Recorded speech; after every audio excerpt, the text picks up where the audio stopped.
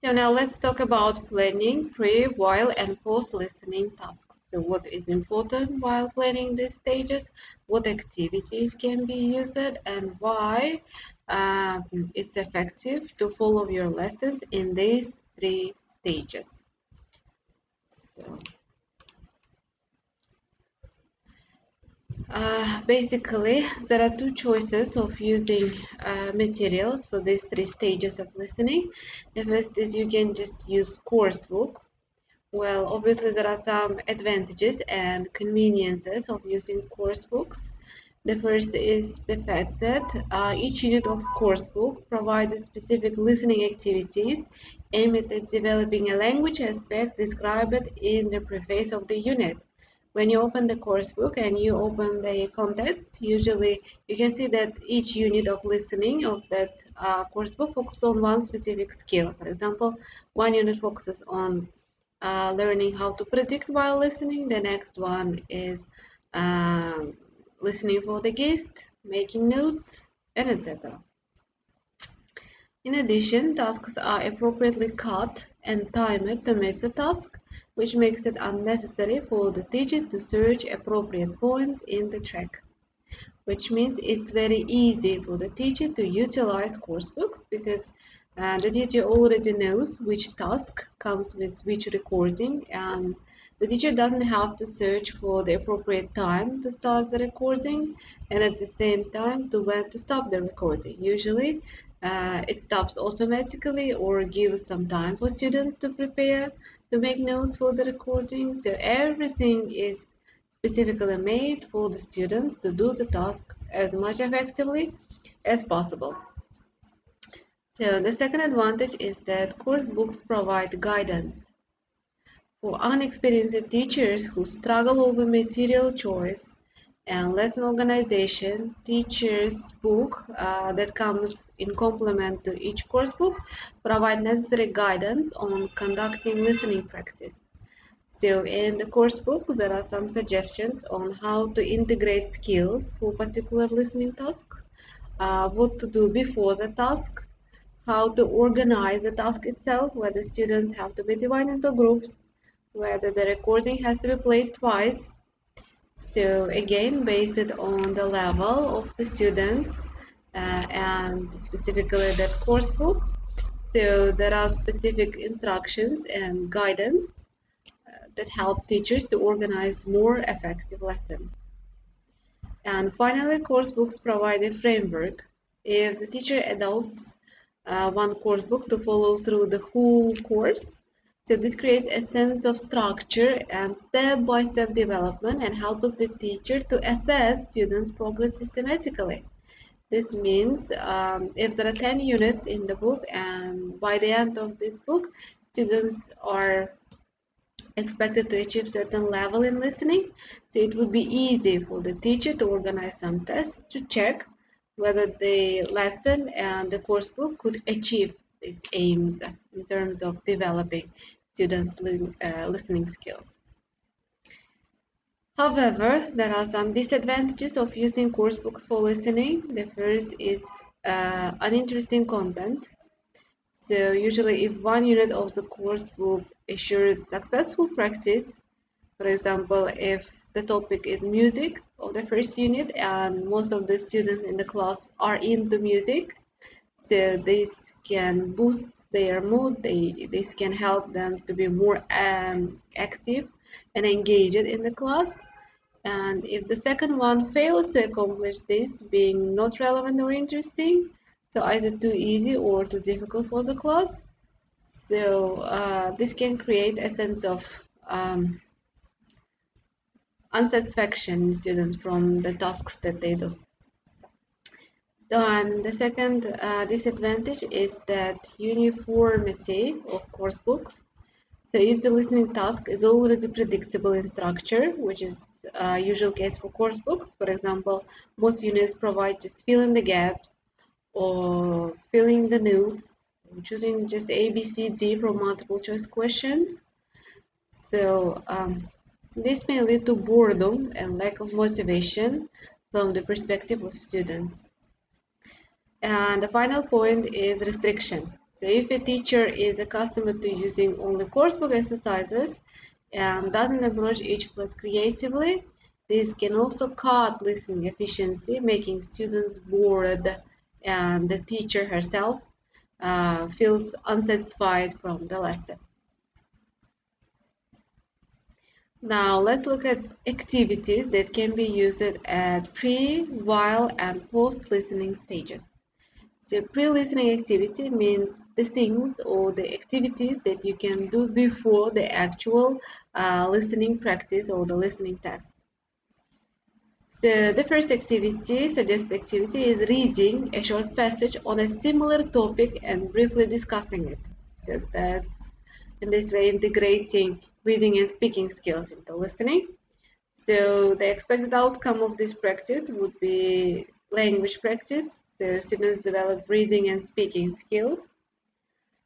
Students form point of reference, that's something which you use to help you understand a situation or communication with someone, which helps boost comprehension. For example, if the dialogue is about, let's say, receptionists and students, and if students read a passage about this, they will have a better understanding of what is the role of receptionist, of what kind of questions the students usually ask. So this gives them a general understanding of the situation itself so that they can listen better. Then commenting on a picture related to the topic of listening. So a teacher can bring some pictures. For example, if the topic is say education, the teacher can bring some pictures of, let's say, receptionist or some, let's say, classes at university or school setting, and students discuss those pictures so they get involved in those situations by imagining those real life occasions. So these activities provide language practice. This means students develop speaking skills.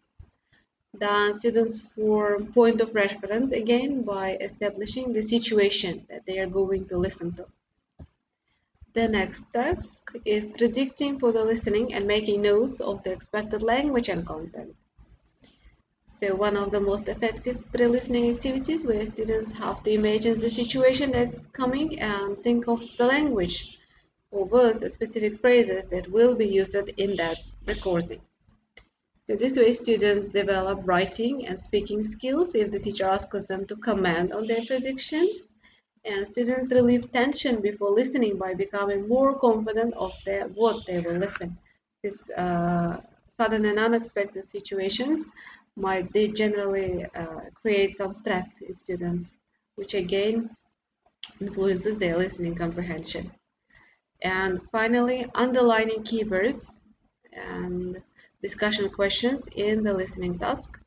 So students can be offered questions for the upcoming listening, for which they will have to underline keywords, think of their synonyms, discuss them in pairs or groups, and there can be some questions that follow up those tasks to make students think deeper of the information that they're going to listen to. So these were the pre-listening activities that serve to prepare students for the actual listening task. Now, so extensive listening activities. So what activities students can do as the main listening part. So, so these activities obviously differ from level to level. So for beginners, from beginners to elementary levels, the following activities are useful. So putting pictures in correct orders. So if there is a story, students listen to the story, and there are pictures representing each stage of the story. And students have to arrange those pictures according to the information they listen to. Then following a map, they can be a map of a location or a map to the treasure, which is quite appealing for younger learners. Completing timetable, schedule, for example, ticking items in a picture. They can be items and students have to tick the right item that they hear. So benefits of these activities is that non-verbal forms of exercise make it easy for low-level students to respond. This means in this activity, students usually don't have to write things, but they have to look at the visuals and organize them. So full command of the language is not required. The students listen for general understanding.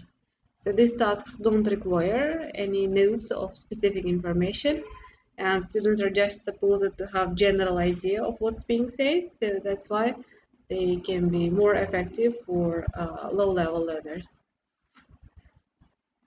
For intermediate to advanced learners, so answering multiple choice questions with those A, B, C, D versions, answering true-false questions by identifying whether the information written corresponds to the information that's being said, or whether it's opposite, or whether the information is just lacks from the speech. Summarizing listening via short notes, so making notes on lectures, for example, would be useful activities for higher level students.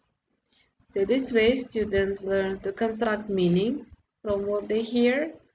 They learn to differentiate opinions, whether it was fact or opinion or addition or theory, and then interpret attitudes. So in speech, they will not only listen to information, but they will identify whether the speaker has a positive, negative, or neutral attitude towards being said, which greatly influences the meaning of the listening itself.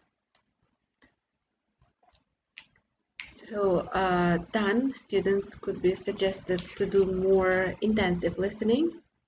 These activities can be adjusted for all levels, with materials and tasks a bit more easier, or vice versa, a bit more complex.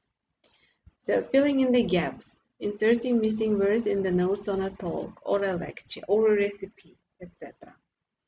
Writing down telephone numbers, dates, time, and spelled names.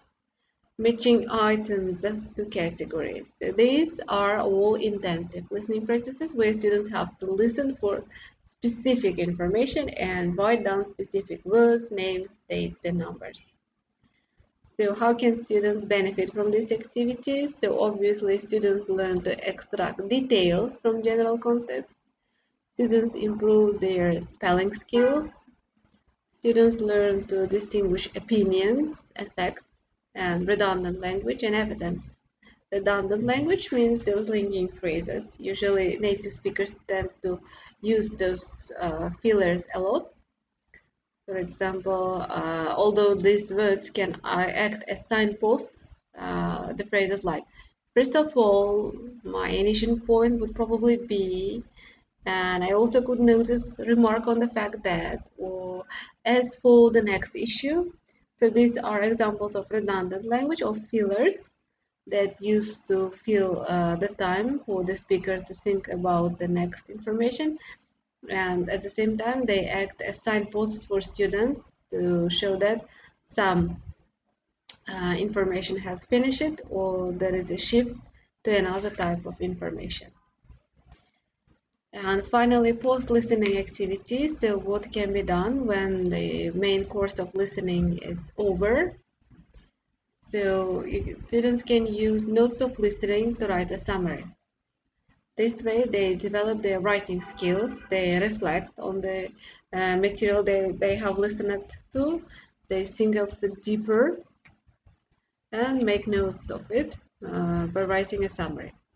So reading a related text. So students can be given some related text. This way reading becomes more interesting because students are already familiar with context and they expect from reading material some new information that they didn't have in listening. Doing a role play, so based on the information they heard, students can act out the situation in real life. So this is a very good activity that prepares students for real life communication. So writing on the same topic, so the topic of listening can be used as an essay topic where students have to generate ideas, prove their ideas, prove their arguments, use justifications, examples, and etc. So it's useful to use this kind of activity, essay writing after listening, because this means most common problem of students when they lack ideas could be overcome this way. Practicing pronunciation.